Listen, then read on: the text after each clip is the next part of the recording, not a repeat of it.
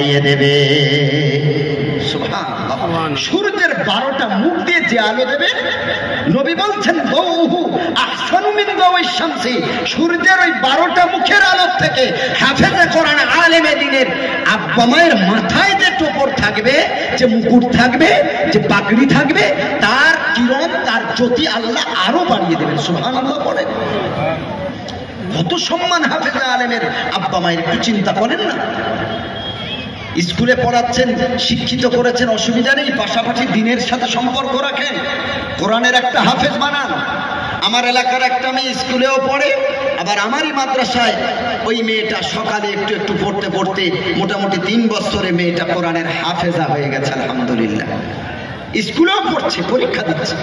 আবার মেয়ে মানে ছেলেদেরই মাদ্রাসায় সকালবেলা হুজুরের কাছে কিছু সময় পড়ে পড়ে কোরআনের হাফেজা হয়ে গেছে।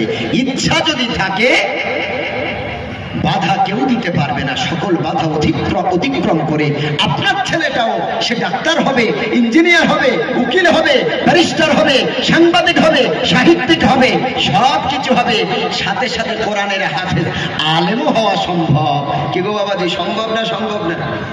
হতে পারবে না? অবশ্যই। যারা কোরআনের হাফেজ হয় তারা কি মনে করেছেন তাদের ব্রেন আল্লাহ খুব কম দিয়েছে?